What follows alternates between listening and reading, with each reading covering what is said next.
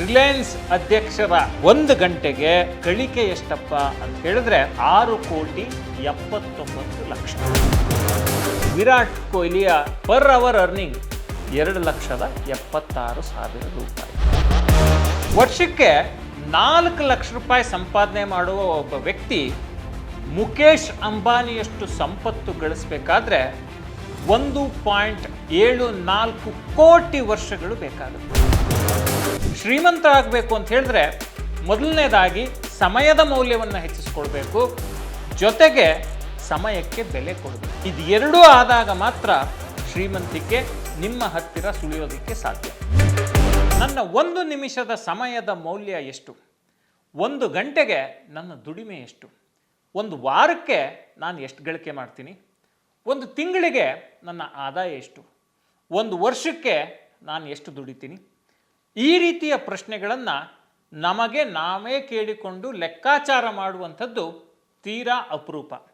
ಆದರೆ ನಾವು ಧನವಂತರಾಗಬೇಕು, ಶ್ರೀಮಂತರಾಗಬೇಕು, ಸ್ಥಿತಿವಂತರಾಗಬೇಕು ಅಂತ ಹೇಳಿದ್ರೆ ಖಂಡಿತವಾಗಿಯೂ ಈ ಪ್ರಶ್ನೆಗಳನ್ನು ಪ್ರತಿಯೊಬ್ಬರು ಕೇಳಿಕೊಳ್ಳಲೇಬೇಕು. ಯಾಕೆ ಅಂತ ಹೇಳಿದ್ರೆ ಶ್ರೀಮಂತರಾಗಬೇಕು ಅಂತ ಹೇಳಿದ್ರೆ ಮೊದಲನೇದಾಗಿ ಸಮಯದ ಮೌಲ್ಯವನ್ನು ಹೆಚ್ಚಿಸ್ಕೊಳ್ಬೇಕು, ಜೊತೆಗೆ ಸಮಯಕ್ಕೆ ಬೆಲೆ ಕೊಡಬೇಕು. ಇದು ಎರಡೂ ಆದಾಗ ಮಾತ್ರ ಶ್ರೀಮಂತಿಕೆ ನಿಮ್ಮ ಹತ್ತಿರ ಸುಳಿಯೋದಕ್ಕೆ ಸಾಧ್ಯ. ನೀವು ಯಾವುದೇ ಶ್ರೀಮಂತ ವ್ಯಕ್ತಿಯನ್ನ ಕೇಳಿ ನೋಡಿ, ನೀವು ಅತ್ಯಂತ ಇಷ್ಟಪಡುವ ಅಥವಾ ಅತ್ಯಂತ ಮೌಲ್ಯಯುತವಾದ ಒಂದು ವಸ್ತು ಯಾವುದು ಅಂತ ಹೇಳಿ ಶ್ರೀಮಂತ ವ್ಯಕ್ತಿಗಳನ್ನು ಕೇಳಿ ನೋಡಿ, ಅವ್ರು ಹೇಳ್ತಾರೆ ನನ್ನ ಮೋಸ್ಟ್ ವ್ಯಾಲ್ಯೂಯಬಲ್ ವಸ್ತು ಯಾವುದು ಅಂತ ಹೇಳಿದ್ರೆ ಟೈಮ್, ಸಮಯ ಅಂತ ಹೇಳ್ತಾರೆ. ನೋಡಿ, ಸಮಯದ ಮೌಲ್ಯವನ್ನು ಹೆಚ್ಚಿಸ್ಕೊಂಡಾಗ ಮಾತ್ರ ಸಿರಿವಂತಿಕೆ ಸಾಧ್ಯ ಅನ್ನೋದನ್ನ ಶ್ರೀಮಂತರು ಆಗಲೇ ಕಂಡುಕೊಂಡಿದ್ದಾರೆ. ಮಧ್ಯಮ ವರ್ಗ ಅಥವಾ ಬಡವರ್ಗಕ್ಕೂ ಶ್ರೀಮಂತ ವರ್ಗಕ್ಕೂ ಇರುವ ಬಹಳ ದೊಡ್ಡ ವ್ಯತ್ಯಾಸ ಏನಪ್ಪ ಅಂತ ಹೇಳಿದ್ರೆ ಶ್ರೀಮಂತರು ಸಮಯಕ್ಕೆ ಹೆಚ್ಚು ಬೆಲೆಯನ್ನು ಕೊಡ್ತಾರೆ, ಸಮಯದ ಮೌಲ್ಯವನ್ನು ಕಾಲಕಾಲಕ್ಕೆ ಹೆಚ್ಚಿಸ್ಕೊಳ್ತಾರೆ. ಹಾಗಾದ್ರೆ ಜನಸಾಮಾನ್ಯರು, ಮಧ್ಯಮ ವರ್ಗದವರು, ಬಡವರು ಸಮಯದ ಮೌಲ್ಯವನ್ನು ಹೆಚ್ಚಳ ಮಾಡಿಕೊಂಡು ಶ್ರೀಮಂತರಾಗಲಿಕ್ಕೆ ಸಾಧ್ಯ ಇಲ್ವಾ ಅಂತ ಹೇಳಿದ್ರೆ ಖಂಡಿತವಾಗಿಯೂ ಸಾಧ್ಯ ಇದೆ. ಸಮಯದ ಮೌಲ್ಯ ಮತ್ತು ಶ್ರೀಮಂತಿಕೆ ಇದೆರಡಕ್ಕೂ ನೇರ ಸಂಬಂಧ ಇದೆ. ಈ ವಿಡಿಯೋದಲ್ಲಿ ಸಮಯದ ಮೌಲ್ಯವನ್ನು ಲೆಕ್ಕಾಚಾರ ಮಾಡೋದು ಹೇಗೆ, ಅದನ್ನು ಯಾವ್ಯಾವ ಸೂತ್ರಗಳನ್ನು ಬಳಸಿ ನಾವು ಲೆಕ್ಕಾಚಾರ ಮಾಡ್ಬೋದು, ಒಬ್ಬ ಶ್ರೀಮಂತ ವ್ಯಕ್ತಿಯ ಸಮಯದ ಮೌಲ್ಯವನ್ನು ನಾವು ಹೇಗೆ ಅಳಿತೀವಿ, ಒಬ್ಬ ಸಾಮಾನ್ಯ ವ್ಯಕ್ತಿಯ ಸಮಯದ ಮೌಲ್ಯವನ್ನು ನಾವು ಹೇಗೆ ಅಳತೆ ಮಾಡ್ತೀವಿ, ಇದೆಲ್ಲದಕ್ಕೂ ಈ ವಿಡಿಯೋದಲ್ಲಿ ಉತ್ತರ ಸಿಗುತ್ತೆ. ಶ್ರೀಮಂತಿಕೆಯ ಮೊದಲ ಹೆಜ್ಜೆ ಯಾವುದಪ್ಪ ಅಂತ ಹೇಳಿದ್ರೆ ಟೈಮ್ ವ್ಯಾಲ್ಯೂ. ಈ ಟೈಮ್ ವ್ಯಾಲ್ಯೂವನ್ನು ಯಾರು ಅರಿತುಕೊಂಡು ಮುನ್ನಡೀತಾರೋ ಅವರು ಸಿರಿವಂತಿಕೆಯ ಹಾದಿಯಲ್ಲಿ ಸಾಗೋದ್ರಲ್ಲಿ ಯಾವುದೇ ಅನುಮಾನ ಇಲ್ಲ. ದೇಶದ ಹೆಸರಾಂತ ಉದ್ಯಮಿ ರಿಲಯನ್ಸ್ ಇಂಡಸ್ಟ್ರೀಸ್ನ ಅಧ್ಯಕ್ಷ ಮುಖೇಶ್ ಅಂಬಾನಿಯ ಪ್ರತಿದಿನದ ಗಳಿಕೆ 163 ಕೋಟಿ. ಅಂದರೆ 1 ಗಂಟೆಗೆ ರಿಲಯನ್ಸ್ ಅಧ್ಯಕ್ಷರ ಗಳಿಕೆ ಎಷ್ಟಪ್ಪ ಅಂತ ಹೇಳಿದ್ರೆ 6,79,00,000. ಹಾಗಾದರೆ ನಮ್ಮ 1 ಗಂಟೆಗೆ ಎಷ್ಟು ಬೆಲೆ ಇದೆ ಅಂತೇಳಿ ನೀವು ಕೇಳಿದ್ರೆ, ವರ್ಷಕ್ಕೆ 4 ಲಕ್ಷ ರೂಪಾಯಿ ಸಂಪಾದನೆ ಮಾಡುವ ಒಬ್ಬ ವ್ಯಕ್ತಿ ಮುಖೇಶ್ ಅಂಬಾನಿಯಷ್ಟು ಸಂಪತ್ತು ಗಳಿಸಬೇಕಾದ್ರೆ 1.74 ಕೋಟಿ ವರ್ಷಗಳು ಬೇಕಾಗುತ್ತೆ. ಜಸ್ಟ್ ಇಮ್ಯಾಜಿನ್ ಮಾಡಿ, 1.74 ಕೋಟಿ ವರ್ಷಗಳು. ಅಂದ್ರೆ ಸಿರಿವಂತಿಕೆಯ ಹಾದಿಯಲ್ಲಿ ಸಾಗುವುದು ಎಷ್ಟು ಕಷ್ಟ, ಸಿರಿವಂತರಾಗೋದು ಎಷ್ಟು ಕಷ್ಟ ಅಂತೇಳಿ ಇದ್ರ ಮೂಲಕ ನಿಮಗೆ ಅರ್ಥ ಆಗುತ್ತೆ. ಆದರೆ ಸಮಯದ ಮೌಲ್ಯವನ್ನು ಹೆಚ್ಚಿಸ್ಕೊಂಡಾಗ ಇದು ಆಗೋದಿಲ್ಲ ಅಂತ ಅಲ್ಲ.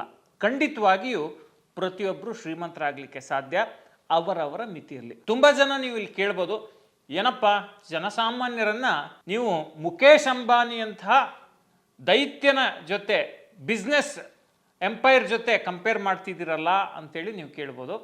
ಖಂಡಿತವಾಗಿಯೂ ನಾವು ಅಂಬಾನಿಯಷ್ಟು ಶ್ರೀಮಂತಿಕೆಯನ್ನು ಗಳಿಸಲಿಕ್ಕೆ ಸಾಧ್ಯ ಆಗಲ್ಲ, ಅದು ವಾಸ್ತವ ಕೂಡ. ಆದರೆ ನಾವು ಮನಸ್ಸು ಮಾಡಿದ್ರೆ, ನಾವು ನಿರಂತರವಾಗಿ ಕಲಿತ್ರೆ, ಹೊಸ ಸ್ಕಿಲ್ಗಳನ್ನು ಅಕ್ವೈರ್ ಮಾಡಿಕೊಂಡು ನಾವು ಮಾಡುತ್ತಿರುವ ಕೆಲಸವನ್ನು ಶ್ರೇಷ್ಠ ರೀತಿಯಲ್ಲಿ ಮಾಡಿದ್ರೆ, ನಮ್ಮ ಫೀಲ್ಡ್ ಎಕ್ಸ್ಪರ್ಟೈಸನ್ನು ಜಾಸ್ತಿ ಮಾಡಿಕೊಂಡ್ರೆ ನಾವು ಕೂಡ ನಮ್ಮ ಸಮಯದ ಮೌಲ್ಯವನ್ನು ಹೆಚ್ಚಳ ಮಾಡಿಕೊಳ್ಳಲಿಕ್ಕೆ ಖಂಡಿತ ಸಾಧ್ಯ ಇದೆ. ಇಷ್ಟೆಲ್ಲ ಹೇಳಿದ ಮೇಲೆ ಈ ಸಮಯದ ಮೌಲ್ಯ ಲೆಕ್ಕಾಚಾರ ಮಾಡೋದು ಹೇಗಪ್ಪ ಅಂತೇಳಿ ನೀವು ಕೇಳ್ಬೋದು. ಅದಕ್ಕೆ ಸೂತ್ರಗಳಿವೆ, ಅದನ್ನ ನಾನು ಡಿಫೈನ್ ಮಾಡ್ತೀನಿ. ಫ್ರೀಡಮ್ ಆ್ಯಪ್ನಲ್ಲಿ ಹಲವು ಕೋರ್ಸ್ಗಳಿದ್ದಾವೆ. ಒಂದು ವೇಳೆ ನೀವು ಇನ್ಶೂರೆನ್ಸ್ ಚೂಸ್ ಮಾಡೋದು ಹೇಗೆ, ಇಲ್ಲ ನಾನೊಂದು ಬಿಸ್ನೆಸ್ ಮಾಡಬೇಕು ಅಂತಿದ್ದೀನಿ, ಮನೇಲೇ ಕೂತ್ಕೊಂಡು ನನಗೆ ಸಿಗೋ 2 ಗಂಟೆನಲ್ಲಿ ನಾನೊಂದು ಉದ್ಯಮ ಮಾಡಬೇಕು, ಸಾಧ್ಯ ಆಗುತ್ತಾ? ಈ ಎಲ್ಲದರ ಬಗ್ಗೆ ಡೀಟೇಲ್ಡ್ ಕೋರ್ಸ್ಗಳು ಲಭ್ಯ ಇದೆ. ಈ ಕೂಡಲೇ ಫ್ರೀಡಮ್ ಆ್ಯಪನ್ನು ಡೌನ್ಲೋಡ್ ಮಾಡಿ ಆ ಕೋರ್ಸ್ಗಳನ್ನು ಗಮನಿಸಿ ಮನೆಯಿಂದಲೇ ನೀವು ದುಡಿಮೆಯ ಮಾರ್ಗಗಳನ್ನು ಕಂಡುಕೊಳ್ಳಿ. ಸ್ಕ್ರೀನ್ ಮೇಲೆ ನೋಡಿ, ನಿಮ್ಮ ಸಮಯದ ಮೌಲ್ಯ ಲೆಕ್ಕ ಹಾಕುವುದು ಹೇಗೆ. ನಿಮ್ಮ ಪ್ರತಿದಿನದ ಗಳಿಕೆ ಲೆಕ್ಕ ಹಾಕಲು ಮೊದಲನೇದಾಗಿ ಒಂದು ಸೂತ್ರವನ್ನು ಹೇಳ್ತೀನಿ. ಒಟ್ಟು ವಾರ್ಷಿಕ ಆದಾಯ divided by 365 is equal to ಪ್ರತಿದಿನದ ಹಣದ ಮೌಲ್ಯ, ಅಂದರೆ ಪ್ರತಿದಿನದ ಗಳಿಕೆ. ನಿಮ್ಮ ಪ್ರತಿ ಗಂಟೆಯ ಗಳಿಕೆ ಲೆಕ್ಕ ಹಾಕಲು ಒಂದು ಸೂತ್ರ ಇದೆ. ಅದೇನಪ್ಪ ಅಂತ ಹೇಳಿದ್ರೆ, ಪ್ರತಿದಿನದ ಆದಾಯವನ್ನು 24ರೊಂದಿಗೆ ಭಾಗಿಸಿದಾಗ ಪ್ರತಿ ಗಂಟೆಯ ಹಣದ ಮೌಲ್ಯ ಸಿಗುತ್ತೆ. ಪ್ರತಿದಿನದ ಆದಾಯವನ್ನು 24ರೊಂದಿಗೆ ಭಾಗಿಸಿದಾಗ ಪ್ರತಿ ಗಂಟೆಯ ಹಣದ ಮೌಲ್ಯ ಸಿಗುತ್ತೆ. ಅಂದರೆ ಮೊದಲನೇದಾಗಿ ವರ್ಷದಲ್ಲಿ 365 ದಿನ ಇದೆ. ಆ 365 ದಿನವನ್ನು ನಾವು ಒಟ್ಟು ವಾರ್ಷಿಕ ಆದಾಯದೊಂದಿಗೆ ಡಿವೈಡ್ ಮಾಡಿದ್ರೆ ನಮ್ಮ ಪರ್ ಡೇ ಅರ್ನಿಂಗ್ ಗೊತ್ತಾಗುತ್ತೆ. ಆ ಪರ್ ಡೇ ಅರ್ನಿಂಗನ್ನು, ಅಂದರೆ ಪ್ರತಿದಿನದ ಗಳಿಕೆಯನ್ನು 24ರೊಂದಿಗೆ ಡಿವೈಡ್ ಮಾಡಿದ್ರೆ, ಅಂದರೆ ದಿನದಲ್ಲಿ 24 ಗಂಟೆ ಇದೆ, ಅದನ್ನು ಡಿವೈಡ್ ಮಾಡಿದಾಗ ಪ್ರತಿ ಗಂಟೆಯ ನಮ್ಮ ಆದಾಯ ಸಿಗುತ್ತೆ. ನಿಮ್ಮ ಆದಾಯ ಎಷ್ಟಿದೆ ಮೊದಲು ಈ ಸೂತ್ರಗಳನ್ನು ಬಳಸ್ಕೊಂಡು ದಯವಿಟ್ಟು ಲೆಕ್ಕಾಚಾರ ಮಾಡಿ. ಆಗ ನೀವು ಈಗ ಎಲ್ಲಿದ್ದೀರಿ ಹಣಕಾಸಿನ ವಿಚಾರದಲ್ಲಿ, ಆರ್ಥಿಕವಾಗಿ ಎಷ್ಟು ಗಳಿಸ್ತಾ ಇದ್ದೀರಿ, ಮುಂದೆ ಎಲ್ಲಿ ಹೋಗಬೇಕು ಅನ್ನೋದ್ರ ಬಗ್ಗೆ ನಿಮಗೆ ನೀವೇ ಒಂದು ಸ್ಪಷ್ಟತೆಯನ್ನು ಕಂಡುಕೊಳ್ಳಲಿಕ್ಕೆ ಸಾಧ್ಯ ಆಗುತ್ತೆ. ಈಗ ನಂಗೊಂದು ಎಕ್ಸಾಂಪಲ್ ಬೇಕು, ನೀವೇನೋ ಸೂತ್ರ ಹೇಳಿದ್ರಿ, ಒಂದು ಎಕ್ಸಾಂಪಲ್ ಕೊಡ್ಬೋದಾ ಅಂತೇಳಿ ತುಂಬ ಜನ ಕೇಳ್ತಾರೆ. ನಾನು ನೋಡಿ 2 ಎಕ್ಸಾಂಪಲ್ಗಳನ್ನು ತಗೋತೀನಿ. ಒಬ್ಬ ವ್ಯಕ್ತಿಯ ಹೆಸರು ರವಿ ಅಂತ ಹೇಳಿ, ಅವರ ವಾರ್ಷಿಕ ಆದಾಯ 6 ಲಕ್ಷ ರೂಪಾಯಿ. ರವಿ ಅಂತೇಳಿ ಅವರ ವಾರ್ಷಿಕ ಆದಾಯ 6 ಲಕ್ಷ ರೂಪಾಯಿ. ಅವರ ಪ್ರತಿದಿನದ ಗಳಿಕೆ ನಾನು ಮೇಲೆ ಹೇಳಿದಂಥ ಸೂತ್ರದ ಪ್ರಕಾರ 1643 ರೂಪಾಯಿ. ಅವರ ಪ್ರತಿದಿನದ ಗಳಿಕೆ 1643 ರೂಪಾಯಿ. ಪ್ರತಿ ಗಂಟೆಯ ಗಳಿಕೆ ಎಷ್ಟು ಅಂತ ಹೇಳಿದ್ರೆ 68 ರೂಪಾಯಿ. ಈಗ ಮತ್ತೊಬ್ಬರು ಶ್ವೇತಾ ಅಂತ, ಅವರು 1 ಇಯರ್ಗೆ, 1 ವರ್ಷಕ್ಕೆ 10 ಲಕ್ಷ ರೂಪಾಯಿ ಸಂಪಾದನೆ ಮಾಡ್ತಾರೆ ಅಂತೇಳಿ ಇಟ್ಕೊಳ್ಳೋಣ. ಅವರ ಪ್ರತಿದಿನದ ಗಳಿಕೆ ಎಷ್ಟಪ್ಪ ನಾವು ಮೇಲೆ ಹೇಳಿದ ಸೂತ್ರಗಳ ಪ್ರಕಾರ ಅಂತ ಹೇಳಿದ್ರೆ 2740 ರೂಪಾಯಿ. ಅಂದರೆ ಅವರ ಪ್ರತಿ ಗಂಟೆಯ ಗಳಿಕೆ 114 ರೂಪಾಯಿ. ಇಲ್ಲಿ ಯಾರನ್ನೂ ನಾವು ಮೇಲೆ ಕೆಳಗೆ ಅವರಷ್ಟು ಗಳಿಸ್ತಿದ್ದಾರೆ ಇಷ್ಟು ಗಳಿಸ್ತಿದ್ದಾರೆ ಅಂತ ಹೇಳುವಂಥ ಪ್ರಯತ್ನವನ್ನು ಮಾಡ್ತಿಲ್ಲ. ನೀವಿವತ್ತು ಎಲ್ಲಿದ್ದೀರಿ, ನೀವು ಎಲ್ಲಿಗೆ ಹೋಗಬೇಕು, ಅಂದರೆ ಆರ್ಥಿಕವಾಗಿ ಎಷ್ಟು ಪ್ರಗತಿಯನ್ನು ಸಾಧಿಸಬೇಕು ಅನ್ನೋದನ್ನು ಹೇಳಲಿಕ್ಕೆ ಈ ಟೈಮ್ ವ್ಯಾಲ್ಯೂವನ್ನು ಕ್ಯಾಲ್ಕುಲೇಟ್ ಮಾಡ್ಕೊಳ್ಳಿ ಅನ್ನೋ ಒಂದು ಮಾಹಿತಿಯನ್ನು ಕೊಡ್ತಿದ್ದೀವಿ. ಸೇ ಫಾರ್ ಎಕ್ಸಾಂಪಲ್, ಈಗ ಕೆಲಸಕ್ಕೆ ಸೇರಿದಾಗ ಯಾವುದೋ ವ್ಯಕ್ತಿಯ ಸಂಬಳ 7,000 ರೂಪಾಯಿ 8,000 ರೂಪಾಯಿ ಇರುತ್ತೆ. ಒಂದು 10 ವರ್ಷ ಆದಮೇಲೂ ಅವ್ರ ಸಂಬಳ 50,000 ದಾಟಲಿಲ್ಲ ಅಂತ ಹೇಳಿದ್ರೆ ಅವರು ಅವರ ಟೈಮ್ ವ್ಯಾಲ್ಯೂವನ್ನು ಹೆಚ್ಚಳ ಮಾಡ್ಕೊಳ್ಳೋದ್ರಲ್ಲಿ ಅಷ್ಟು ಯಶಸ್ಸನ್ನು ಕಂಡಿಲ್ಲ ಅಂತೇಳಿ ಆಗುತ್ತೆ. ಅಂದರೆ ನಮ್ಮ ಕೌಶಲ್ಯಗಳು ಜಾಸ್ತಿ ಆದರೆ, ನಮ್ಮ ಸ್ಕಿಲ್ ಜಾಸ್ತಿ ಆದರೆ, ನಮ್ಮ ರಿಸ್ಕ್ ಟೇಕಿಂಗ್ ಕೆಪಾಸಿಟಿ ಜಾಸ್ತಿ ಆದರೆ ಆದಾಯ ಕೂಡ ಜಾಸ್ತಿ ಆಗುತ್ತೆ. ನಾವು ಕಂಫರ್ಟ್ ಝೋನಲ್ಲಿ ಇದ್ದು ಬಿಟ್ಟರೆ ನಮ್ಮ ಆದಾಯ ಜಾಸ್ತಿ ಆಗೋದಿಲ್ಲ. ಈಗ ನೋಡಿ, ನಾನು ಹೇಳಿದ್ನಲ್ಲ, ಮುಖೇಶ್ ಅಂಬಾನಿಯ ಎಕ್ಸಾಂಪಲ್ ಇರ್ಬೋದು. ಎಷ್ಟು ಬಿಸ್ನೆಸ್ ರಿಸ್ಕ್ಗಳನ್ನು ಅವರು ತೆಗೆದುಕೊಂಡಿದ್ದಾರೆ. ಅಥವಾ ಯಾವುದೋ ಒಬ್ಬ ವ್ಯಕ್ತಿ ಒಂದು ಗುಮಾಸ್ತನಾಗಿ ಸೇರಿಕೊಂಡು ಆ ಕಂಪನಿಯಲ್ಲಿ ಉನ್ನತ ಹುದ್ದೆಯವರೆಗೆ ಹೋಗುವ ವ್ಯಕ್ತಿಯನ್ನು ನೀವು ಉದಾಹರಣೆಯಾಗಿ ತಗೊಂಡ್ರೆ, ಆತ ಎಷ್ಟು ಕಲಿಕೆಯನ್ನು ಮಾಡಿದ್ದಾನೆ, ಎಷ್ಟು ರಿಸ್ಕನ್ನು ತೆಗೆದುಕೊಂಡಿದ್ದಾನೆ. ಹಾಗಾಗಿ ಆತನಿಗೆ ಪರ್ ಆರ್ ಅರ್ನಿಂಗ್ ಅಥವಾ ಆತನ ಟೈಮ್ ವ್ಯಾಲ್ಯೂ, ಆತನ ಗಳಿಕೆಯ ಸಾಮರ್ಥ್ಯ ಹೆಚ್ಚಳ ಆಗಿದೆ. ನಿಮ್ಮ ಸಾಮರ್ಥ್ಯವನ್ನು ವೃದ್ಧಿ ಮಾಡಿಕೊಂಡಾಗ ಮಾತ್ರ ನಿಮ್ಮ ಗಳಿಕೆ ಹೆಚ್ಚಳ ಆಗುತ್ತೆ ಅನ್ನೋದಕ್ಕೆ ಇದು ಪ್ರತ್ಯಕ್ಷ ಉದಾಹರಣೆಗಳು. ಸ್ಟಾಕ್ ಮಾರ್ಕೆಟ್ ಸೀಕ್ರೆಟ್ಸ್, ಮನಿ ಸೀಕ್ರೆಟ್ಸ್ ಮತ್ತು ದುಡ್ಡು ಬಿತ್ತಿ ದುಡ್ಡು ಬೆಳೆಯಿರಿ, ಆ ಪುಸ್ತಕಗಳನ್ನು ನೀವು ಕೊಂಡುಕೊಳ್ಬೇಕು ಅನ್ನೋದಾದ್ರೆ ಡಿಸ್ಕ್ರಿಪ್ಷನ್ ಅಲ್ಲಿ ಲಿಂಕ್ ಇದೆ, ಅದನ್ನ ಕ್ಲಿಕ್ ಮಾಡಬಹುದು. ಈಗ ವಿರಾಟ್ ಕೊಹ್ಲಿಯ ಎಕ್ಸಾಂಪಲ್ಗೆ ಬರೋಣ. ನಾವೆಲ್ಲ ಅಂದ್ಕೊಂಡಿದ್ದೀವಿ ವಿರಾಟ್ ಕೊಹ್ಲಿ ಕ್ರಿಕೆಟ್ ಆಡೋದ್ರಿಂದ ತುಂಬ ಆದಾಯ ಗಳಿಸ್ತಾರೆ ಅಂಥೇಳಿ. ಆದರೆ ನಿಮಗೆ ಗೊತ್ತಿರಲಿ, ವಿರಾಟ್ ಕೊಹ್ಲಿ ಕ್ರಿಕೆಟ್ನಿಂದ ಪೂರಕವಾಗಿ ಅವರು ಏನು ಹೆಸರು ಮಾಡಿಕೊಂಡಿದ್ದಾರೆ, ಹೆಸರು ಕೀರ್ತಿ ಸಂಪಾದಿಸಿದ್ದಾರೆ, ಅದರ ಮೂಲಕ ಹೆಚ್ಚು ಆದಾಯವನ್ನು ಗಳಿಸ್ತಿದ್ದಾರೆ. ಅಂದರೆ ಈ ಟೈಮ್ ವ್ಯಾಲ್ಯೂ ಜಾಸ್ತಿ ಆಗಬೇಕು ಅಂತ ಹೇಳಿದ್ರೆ ನಾವು ಮಾಡುವ ಕೆಲಸವನ್ನು ಶ್ರೇಷ್ಠವಾಗಿ ಮಾಡಿದಾಗ ನಮಗೆ ಅವಕಾಶಗಳ ಬಾಗಿಲುಗಳು ತೆರೀತವೆ, ನಮಗೆ ಆದಾಯದ ಮೂಲಗಳು ಕೂಡ ತೆರೆದುಕೊಳ್ತವೆ. ಒಂದು ಉದಾಹರಣೆಗೆ ಬರೋಣ. ಈಗ ನಾನು ವಿರಾಟ್ ಕೊಹ್ಲಿ ಎಕ್ಸಾಂಪಲನ್ನು ಹೇಳಿದೆ, ಅದನ್ನು ನಿಮಗೆ ಎಕ್ಸ್ಪ್ಲೇನ್ ಮಾಡ್ತಾ ಹೋಗ್ತೀನಿ. ಈಗ ನೋಡಿ, ಇಂಟರ್ನೆಟ್ನಲ್ಲಿ ನಮಗೆ ಸಿಕ್ಕಿರುವ ಮಾಹಿತಿಯ ಪ್ರಕಾರ ವಿರಾಟ್ ಕೊಹ್ಲಿಯ BCCI ಕಾಂಟ್ರಾಕ್ಟ್ ಮೂಲಕ ವಿರಾಟ್ ಕೊಹ್ಲಿಗೆ 16 ಕೋಟಿ ಸಿಗುತ್ತೆ. ಇದಲ್ಲದೆ BCCIನಿಂದ ಪ್ರತಿ ತಿಂಗಳು 1.3 ಕೋಟಿ ಸಂಬಳ ಸಿಗುತ್ತೆ. ಮತ್ತು IPL ಮೂಲಕ ವಿರಾಟ್ ಕೊಹ್ಲಿಗೆ 15 ಕೋಟಿ ರೂಪಾಯಿ ಸಿಗುತ್ತೆ. ಇನ್ನುಳಿದ ಸುಮಾರು 196 ಕೋಟಿ ರೂಪಾಯಿಯನ್ನು ಕೊಹ್ಲಿ ಜಾಹೀರಾತು ಮತ್ತು ಬ್ರ್ಯಾಂಡ್ ಸಹಯೋಗದ ಮೂಲಕ ಪಡೆದುಕೊಳ್ತಾರೆ. ಇದನ್ನು ನೆನ್ಪಿಟ್ಕೊಳ್ಳಿ, ಕೊಹ್ಲಿಗೆ ಜಾಸ್ತಿ ಆದಾಯ ಎಲ್ಲಿಂದ ಬರುತ್ತೆ ಅಂತ ಹೇಳಿದ್ರೆ ಜಾಹೀರಾತು ಮತ್ತು ಬ್ರ್ಯಾಂಡ್ ಎಂಡಾರ್ಸ್ಮೆಂಟ್ ಅಥವಾ ಬ್ರ್ಯಾಂಡ್ ಟೈಅಪ್ ಅಥವಾ ಬಿಸ್ನೆಸ್ ಟೈಅಪ್ಗಳ ಮೂಲಕ ಬರುತ್ತೆ. ಇದನ್ನು ಅರ್ಥ ಮಾಡ್ಕೋಬೇಕು. ಒಟ್ಟಾರೆ ನಮಗೆ ಸಿಕ್ಕಿರುವ ಮಾಹಿತಿಯ ಪ್ರಕಾರ ವಿರಾಟ್ ಕೊಹ್ಲಿಯ ವಾರ್ಷಿಕ ಆದಾಯ ಸುಮಾರು 242 ಕೋಟಿ ರೂಪಾಯಿ ಇರಬಹುದು ಅಂಥೇಳಿ ಇಂಟರ್ನೆಟ್ನ ಬೇರೆ ಬೇರೆ ಸೋರ್ಸ್ಗಳ ಮೂಲಕ ನಮಗೆ ಗೊತ್ತಾಗಿದೆ. ಬಟ್ ಇಂಟ್ರೆಸ್ಟಿಂಗ್ ಫ್ಯಾಕ್ಟ್ ಏನು ಇದರಲ್ಲಿ, 196 ಕೋಟಿ ರೂಪಾಯಿ ವಿರಾಟ್ ಕೊಹ್ಲಿಗೆ ಕ್ರಿಕೆಟಿಂದ ಬರ್ತಿಲ್ಲ, ಅಡ್ವರ್ಟೈಸ್ಮೆಂಟ್ಸಿಂದ, ಬಿಸ್ನೆಸ್ಗಳಿಂದ ಬರ್ತಿದೆ. ಯಾಕೆ ಅಷ್ಟು ದುಡ್ಡು ಕ್ರಿಕೆಟಿಂದ ಬರ್ತಿಲ್ಲ, ಆದರೆ ಬೇರೆ ಆದಾಯದ ಮೂಲಗಳಿಂದ ಬರ್ತಿದೆ ಅಂತ ಹೇಳಿದ್ರೆ, ಬೇರೆ ಕ್ಷೇತ್ರಗಳ ಆದಾಯದಿಂದ ಬರ್ತಿದೆ ಅಂತ ಹೇಳಿದ್ರೆ, ವಿರಾಟ್ ಕೊಹ್ಲಿ ಒಬ್ಬ ಶ್ರೇಷ್ಠ ಕ್ರಿಕೆಟಿಗ. ಸ್ಥಿರವಾಗಿ ಅವರು ಕ್ರಿಕೆಟ್ನಲ್ಲಿ ಪ್ರದರ್ಶನವನ್ನು ನೀಡ್ತಿದ್ದಾರೆ. ಅವತ್ತಿನಿಂದ ಇವತ್ತಿನವರೆಗೆ ಬೇರೆ ಬೇರೆ ಹಂತದಲ್ಲಿ ಟೆಸ್ಟ್ ಕ್ರಿಕೆಟ್ ಇರ್ಬೋದು, T20 ಇರ್ಬೋದು, ಅಥವಾ ಒನ್ ಡೇ ಇಂಟರ್ನ್ಯಾಷನಲ್ಸ್ ಇರ್ಬೋದು, ಇದೆಲ್ಲದರಲ್ಲೂ ಕೂಡ ವಿರಾಟ್ ಕೊಹ್ಲಿ ಒಂದು ಸ್ಥಿರವಾದ ಪರ್ಫಾರ್ಮೆನ್ಸನ್ನು ಕೊಟ್ಕೊಳ್ತಾ ಬಂದಿದ್ದಾರೆ. ಅಫ್ಕೋರ್ಸ್ ಕೆರಿಯರಲ್ಲಿ ಅಪ್ಸ್ ಡೌನ್ಸ್ ಇರುತ್ತೆ, ಬಟ್ ಒಟ್ಟಾರೆ ಅಂತ ತಗೊಂಡಾಗ Virat Kohli is a legendary cricketer. ಆತ ಆ ವ್ಯಕ್ತಿತ್ವಕ್ಕೆ ಒಂದು ದೊಡ್ಡ ಪ್ರಭಾವಳಿಯನ್ನು ಸೃಷ್ಟಿ ಮಾಡಿಕೊಂಡಿದ್ದಾರೆ. ವಿರಾಟ್ ಕೊಹ್ಲಿ ಅಂದರೆ ಒಬ್ಬ ಕ್ರಿಕೆಟಿಗ ಅಷ್ಟೇ ಅಲ್ಲ, ವಿರಾಟ್ ಕೊಹ್ಲಿ ಅನ್ನೋದು ಒಂದು ಬ್ರ್ಯಾಂಡ್, ವಿರಾಟ್ ಕೊಹ್ಲಿ ಅನ್ನೋದು ಒಂದು ಶಕ್ತಿ.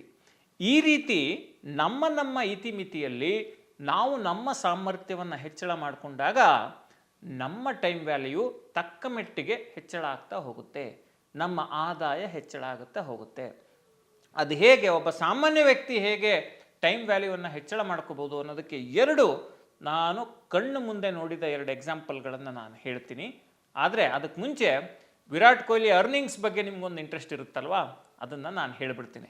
ಈಗ ನೋಡಿ, ವಿರಾಟ್ ಕೊಹ್ಲಿಯ ವಾರ್ಷಿಕ ಆದಾಯ ಎಷ್ಟು, ಅವರ ಸಮಯದ ಮೌಲ್ಯ ಎಷ್ಟು ಅನ್ನೋದ್ರ ಬಗ್ಗೆ ಎಕ್ಸಾಂಪಲ್ಗಳನ್ನು ನಾನು ಹೇಳ್ತಾ ಹೋಗ್ತೀನಿ ಬೇಸ್ಡ್ ಆನ್ ಡೇಟಾ. ವಾರ್ಷಿಕ ಆದಾಯ ನಾವು ಆಗಲೇ ಹೇಳ್ದಂಗೆ 242 ಕೋಟಿ ರೂಪಾಯಿ ಒಂದು ವಿರಾಟ್ ಕೊಹ್ಲಿಯ ವಾರ್ಷಿಕ ಆದಾಯ. ತಿಂಗಳ ಆದಾಯ ಎಷ್ಟಪ್ಪ ಅಂತ ಹೇಳಿದ್ರೆ 20 ಕೋಟಿ 16 ಲಕ್ಷ.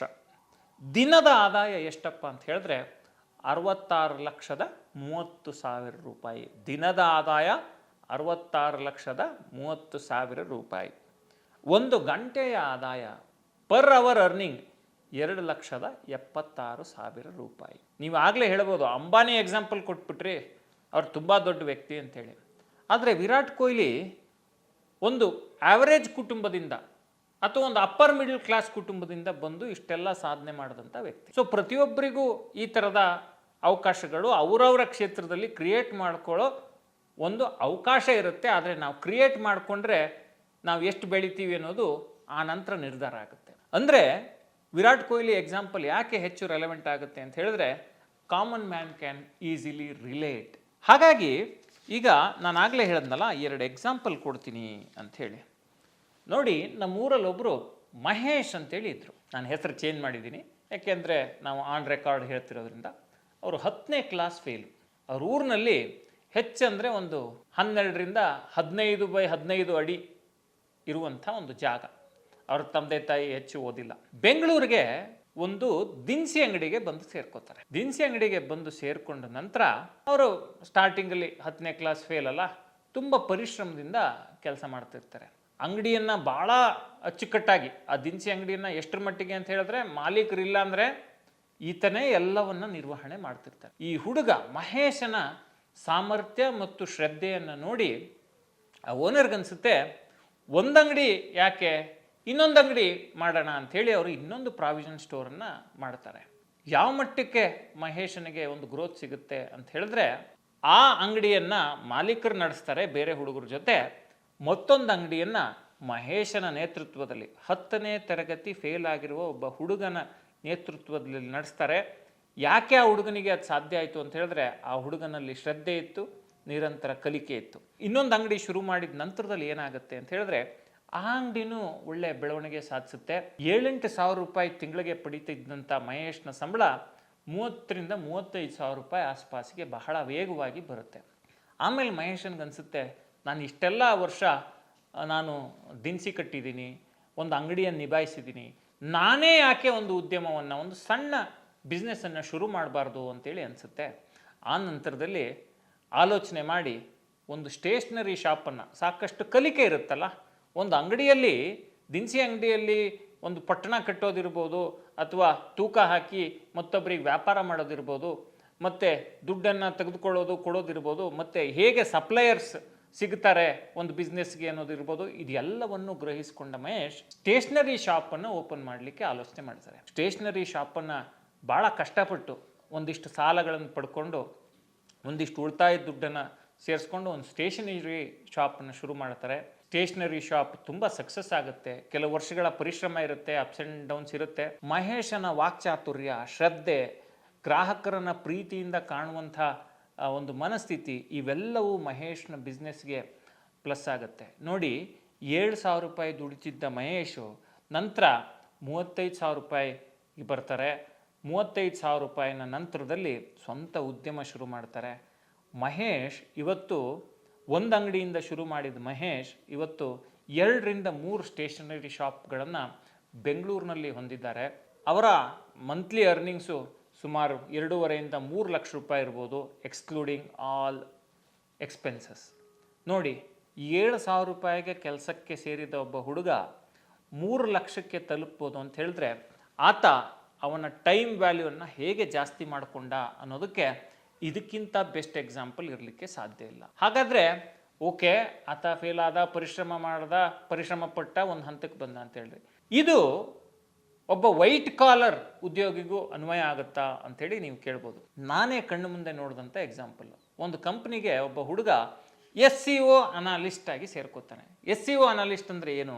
ಈ ವಿಡಿಯೋಗಳನ್ನು ಕೊಡ್ತೀವಿ, ಅದಕ್ಕೆ ಏನೇನು ಟೈಟಲ್ ಹಾಕಬೇಕು, ಏನೇನು ಕೀವರ್ಡ್ ಹಾಕಬೇಕು, ಅಂದರೆ ಜನ ಯಾವ ರೀತಿ ಸರ್ಚ್ ಮಾಡ್ತಾರೆ ಅನ್ನೋದು ನಾವು ಹುಡುಕಿ ಅದಕ್ಕಿಂದೆ ಟ್ಯಾಗ್ಸು, ಕೀವರ್ಡ್ಸು ಇದನ್ನೆಲ್ಲ ಹಾಕಬೇಕು. ಆ ಕೆಲಸಕ್ಕೆ ಒಬ್ಬ ಹುಡುಗ ಸೇರ್ಕೋತಾನೆ. ಸೇರ್ಕೊಂಡ ನಂತರದಲ್ಲಿ ಆತನಿಗೆ ಅದ್ರ ಬಗ್ಗೆ ಅತೀವ ಆಸಕ್ತಿ. SEO ಚೆನ್ನಾಗಿ ಕಲ್ತ್ಕೊಂಡು ಬಂದಿರ್ತಾನೆ. ಹೆಂಗೆ SEO ಮಾಡಬೇಕು, ಯಾವ ರೀತಿ ಟೈಟಲ್ ಕೊಡಬೇಕು, ಯಾವ ರೀತಿ ತಮ್ನೇಲ್ ಕೊಡಬೇಕು, ಇದೆಲ್ಲದ್ರ ಬಗ್ಗೆ ಅವನಿಗೆ ವಿಶೇಷ ಆಸಕ್ತಿ. ಯಾವುದೇ ವಿಡಿಯೋನ ಭಾಳ ಪ್ರೀತಿಯಿಂದ ಆತ ಅಪ್ಲೋಡ್ ಮಾಡ್ತಾ ಇರ್ತಾನೆ. ಆತ ಅಪ್ಲೋಡ್ ಮಾಡೋ ವಿಡಿಯೋಸ್ಗೆ ತುಂಬ ಒಳ್ಳೆ ವ್ಯೂಸ್ ಬರ್ತಿರುತ್ತೆ. ಕ್ರಮೇಣ ಅವನಿಗನ್ಸುತ್ತೆ, ಅಲ್ಲ, ನಾನು ಇಷ್ಟೆಲ್ಲ ಅಪ್ಲೋಡ್ ಮಾಡ್ತಿದ್ದೀನಿ, ನಾನೇ ವಿಡಿಯೋ ಮಾಡೋಕ್ಕೆ ಟ್ರೈ ಮಾಡಿದ್ರೆ ಹೇಗೆ ಅಂಥೇಳಿ. ಒಂದೇದೇನಂತ ಹೇಳಿದ್ರೆ, ಆತನಿಗೆ ಕಲಿಕೆ ಇತ್ತು, ಕಾಲೇಜು ದಿನಗಳಲ್ಲಿ ಒಳ್ಳೆ ಕಲಿಕೆ ಇತ್ತು, ಒಳ್ಳೆ ವಾಕ್ಚಾತುರ್ಯ ಇತ್ತು. ಆತನಿಗನ್ಸುತ್ತೆ, ನಾನೊಂದು ಪರಿಶ್ರಮದಿಂದ ವಿಡಿಯೋ ಮಾಡೋಣ ಅಂತೇಳಿ ಆಲೋಚನೆ ಮಾಡ್ತಾನೆ. ಅವರ ಮ್ಯಾನೇಜರ್ಗೆ ಆತ ಬಂದು ಹೇಳ್ತಾನೆ, ನಾನು ವಿಡಿಯೋ ಮಾಡ್ತೀನಿ ಸರ್. ಮ್ಯಾನೇಜರ್ ಕೂಡ ಅವ್ನ ಶ್ರದ್ಧೆ ಗೊತ್ತಿರುತ್ತಲ್ಲ, ಮಾಡಪ್ಪ ಅಂತೇಳಿ ಹೇಳ್ತಾರೆ. ನೋಡಿ, ಅವ್ನು ಬಂದು 6-7 ತಿಂಗಳಾಗಿರುತ್ತೆ. 6-7 ತಿಂಗಳಲ್ಲಿ ಅವ್ನಿಗೊಂದು ಸಣ್ಣ ಹೈಕ್ ಕೊಟ್ಟಿರ್ತಾರೆ. ಯಾಕೆಂದರೆ ಅಷ್ಟು ಶ್ರದ್ಧೆಯಿಂದ ಆತ ಕೆಲಸ ಮಾಡ್ತಿರ್ತಾನೆ. ಒಂದು 25,000 ರೂಪಾಯಿ ಸಂಬಳಕ್ಕೆ ಸೇರ್ಕೋತಾನೆ. ನಂತರ ಒಂದು 6 ತಿಂಗಳ ಒಂದು 5,000 ರೂಪಾಯಿ ಸಂಬಳ ಜಾಸ್ತಿ ಆಗುತ್ತೆ. ಆ ನಂತರದಲ್ಲಿ ಅವನಿಗನ್ಸುತ್ತೆ, ನಾನು ಇಲ್ಲೇ ಕೂತ್ರೆ ಸಾಲದು, ನಾನೊಂದು ವಿಡಿಯೋ ಮಾಡಬೇಕು, ವಿಡಿಯೋ ಮಾಡಿದ್ರೆ ನಾನು ಇನ್ನಷ್ಟು ಬೆಳವಣಿಗೆ ಸಾಧಿಸ್ಬೋದು ಅಂತೇಳಿ. ಆ ಹುಡುಗ ನಂತರ ಮ್ಯಾನೇಜರ್ನ ಪರ್ಮಿಷನ್ ತೊಗೊಂಡು, ನಾನೊಂದು ವಿಡಿಯೋ ಶೂಟ್ ಮಾಡ್ತೀನಿ. ಆಯಿತು, ಶೂಟ್ ಮಾಡಪ್ಪ, ಚೆನ್ನಾಗಾದರೆ ನಾವು ನಿನ್ನ ವೀಡಿಯೋಸ್ನ ಅಪ್ಲೋಡ್ ಮಾಡೋಣ ಅಂಥೇಳಿ ಮ್ಯಾನೇಜರ್ ಹೇಳ್ತಾರೆ. ಆತ ವಿಡಿಯೋ ಶೂಟಿಂಗ್ ಮಾಡ್ತಾನೆ. ಭಾಳ ಶ್ರದ್ಧೆಯಿಂದ ರಿಸರ್ಚ್ ಮಾಡಿ ವಿಡಿಯೋಗಳನ್ನು ಮಾಡ್ತಾನೆ. ಅಪ್ಲೋಡ್ ಮಾಡಿದ ಕೆಲವು ವಿಡಿಯೋಗಳು ಲಕ್ಷಗಟ್ಟಲೆ ವೀಡಿಯೋಸನ್ನು ಪಡ್ಕೊಳ್ಳೋಕ್ಕೆ ಶುರು ಮಾಡ್ತವೆ. ನಿಧಾನಕ್ಕೆ ವೀಕ್ಷಕರು ಆ ಹುಡುಗನ ವಿಡಿಯೋಗಾಗಿ ಕಾಯೋಕ್ಕೆ ಶುರು ಮಾಡ್ತಾರೆ. ಹಂತ ಹಂತವಾಗಿ ಬೆಳೆದು ಒಂದು 5-6 ವರ್ಷಗಳಲ್ಲಿ ಆತ ಎಷ್ಟು ಬೆಳವಣಿಗೆ ಸಾಧಿಸ್ತಾನೆ ಅಂತ ಹೇಳಿದ್ರೆ, ಒಂದು ಇಡೀ ರಾಜ್ಯಕ್ಕೆ ಆತ ಯಾರು ಅನ್ನೋದು ಗೊತ್ತಾಗುತ್ತೆ. ಆತನ ಸಂಬಳ ಸರಿಸುಮಾರು 2.5 ಇಂದ 3 ಲಕ್ಷ ರೂಪಾಯಿ ಇರಬಹುದು ಅಂತ ನಾನು ಅಂದುಕೊಂಡಿದ್ದೀನಿ. ಆತನ ಮಂತ್ಲಿ ಅರ್ನಿಂಗು ಎಲ್ಲಿಯ 25,000 ರೂಪಾಯಿ, ಎಲ್ಲಿಯ 3 ಲಕ್ಷ ರೂಪಾಯಿ ತಿಂಗಳಿಗೆ. ಅಂದರೆ ಕೆಲವೇ ವರ್ಷಗಳ ಪರಿಶ್ರಮ, ನಿರಂತರ ಕಲಿಕೆ, ನಿರಂತರ ಶ್ರದ್ಧೆ, ಇದೆಲ್ಲದರ ಪರಿಣಾಮವಾಗಿ ಆ ಸಾಮಾನ್ಯ ವ್ಯಕ್ತಿ ಒಬ್ಬ SEO ಅನಲಿಸ್ಟ್ ಆಗಿ ಕಾಲೇಜಿಂದ ಹೊರಬಂದು ಒಂದು ಉದ್ಯೋಗವನ್ನು ಪಡೆದುಕೊಂಡಂಥ ಒಬ್ಬ ವ್ಯಕ್ತಿ ಇವತ್ತು ಯೂಟ್ಯೂಬ್ ಸ್ಟಾರ್ ಆಗಿ ಮೆರೀತಿದ್ದಾನೆ, ಯೂಟ್ಯೂಬ್ ಸ್ಟಾರ್ ಆಗಿ ಜನರಿಂದ ಆರಾಧಿಸಲ್ಪಡ್ತಿದ್ದಾನೆ ಅಂತ ಹೇಳಿದ್ರೆ ಅದಕ್ಕೆ ಪರಿಶ್ರಮ, ಪ್ರಾಮಾಣಿಕತೆ, ನಿರಂತರ ಕಲಿಕೆ ಇತ್ತು. ಹಾಗಾಗಿ ಆತ ಇವತ್ತು ಟೈಮ್ ವ್ಯಾಲ್ಯೂ ಜಾಸ್ತಿ ಆಗಿದೆ, ಅವನ per hour, per minute, per day, per year earning ಜಾಸ್ತಿ ಆಗಿದೆ. ಸೊ ಇದೆಲ್ಲರಿಗೂ ಒಂದು ಕಲಿಕೆ. ನಾವೇನಪ್ಪ ಅಂತ ಹೇಳಿದ್ರೆ ನಾವು ಏನಾಗುತ್ತೆ, ನಾವು ಅಪ್ ಸ್ಕಿಲ್ ಆಗದೆ ಇದ್ದರೆ, ನಾವು ಈ ಜಗತ್ತಿಗೆ ರೆಲವೆಂಟ್ ಆಗದೆ ಹೋದರೆ ನಾವು ಹೆಚ್ಚು ದಿನ ಈ ವ್ಯವಸ್ಥೆ ಒಳಗೆ ಉಳ್ಕೊಳ್ಳಿಕ್ಕೆ ಸಾಧ್ಯ ಆಗಲ್ಲ. ಇದು ಜಮಾನ. ನಾವು ಅಪ್ ಸ್ಕಿಲ್ ಆಗಲಿಲ್ಲ ಅಂತ ಹೇಳಿದ್ರೆ ನಮ್ಮ ಜಾಗಕ್ಕೆ ಮತ್ತೊಬ್ಬರು ಬಂದುಬಿಡ್ತಾರೆ. ಹಾಗಾಗಿ ನಾವು ಉದ್ಯಮ ಕಟ್ಟಲಿ, ನಾವು ಕೆಲಸ ಮಾಡಲಿ, ನಾವು ಯಾವುದೇ ಕೆಲಸ ಮಾಡಲಿ, ನೀವು ನೋಡಿ ಸಣ್ಣ ಕೆಲಸ ಮಾಡೋ ವ್ಯಕ್ತಿ ಕೂಡ ಅದನ್ನು ಕ್ರಿಯಾತ್ಮಕವಾಗಿ, ಕ್ರಿಯಾಶೀಲವಾಗಿ, ಪ್ರಾಯೋಗಿಕವಾಗಿ ಮಾಡ್ತಾ ಹೋದರೆ ಜನ ಅದನ್ನು ಪ್ರೀತಿಸ್ತಾರೆ, ಆತನನ್ನು ಬೆಳೆಸ್ತಾರೆ. ಆತನ ಬೆಳವಣಿಗೆಯ ಜೊತೆಗೆ ಆರ್ಥಿಕ ಪ್ರಗತಿಯೂ ಆಗುತ್ತೆ. ಸೊ ಹಾಗಾಗಿ ನಿಮ್ಮ ಟೈಮ್ ವ್ಯಾಲ್ಯೂವನ್ನು ಅರ್ಥಕೊಂಡ ನಂತರ ನಿಮ್ಮ ಟೈಮ್ ವ್ಯಾಲ್ಯೂವನ್ನು ಹೆಚ್ಚಿಸ್ಕೊಳ್ಳೋಕ್ಕೆ ನಿರಂತರ ಪ್ರಯತ್ನ ಮಾಡಿ. ನಿಮ್ಮ ಟೈಮ್ ವ್ಯಾಲ್ಯೂವನ್ನು ಹೆಚ್ಚಿಸ್ಕೊಂಡಾಗ ಮಾತ್ರ ನೀವು ಶ್ರೀಮಂತರಾಗಲಿಕ್ಕೆ ಸಾಧ್ಯ ಅನ್ನೋ ಮಾತನ್ನು ನಾನು ಹೇಳ್ತೀನಿ. ಎಲ್ರಿಗೂ ಒಳ್ಳೆಯದಾಗಲಿ. ಇಂಥ ಮತ್ತಷ್ಟು ವಿಡಿಯೋಗಳನ್ನು ನಾನು ಹೊತ್ತು ತರ್ತೀನಿ. ನಮ್ಮ ಫ್ರೀಡಮ್ ಆ್ಯಪ್ ಕನ್ನಡ ಮನಿ ಚಾನಲ್ ಅನ್ನು ನೀವು ಸಬ್ಸ್ಕ್ರೈಬ್ ಮಾಡಿಲ್ಲ ಅಂತ ಹೇಳಿದ್ರೆ ದಯವಿಟ್ಟು ಸಬ್ಸ್ಕ್ರೈಬ್ ಮಾಡ್ಕೊಳ್ಳಿ. ಹೊಸ ಹೊಸ ವಿಷಯಗಳು ಪ್ರತಿನಿತ್ಯ ಬರುತ್ತೆ. ಬೆಲ್ ಐಕಾನನ್ನು ಕ್ಲಿಕ್ ಮಾಡಿ, ಅದ್ರ ಮೂಲಕ ನಿಮಗೆ ನೋಟಿಫಿಕೇಷನ್ಗಳು ಬರುತ್ತೆ. ಹೊಸ ಹೊಸ ಕಲಿಕೆ ನಿಮಗೆ ಪ್ರತಿನಿತ್ಯ ಸಾಧ್ಯ ಆಗುತ್ತೆ. ಧನ್ಯವಾದ.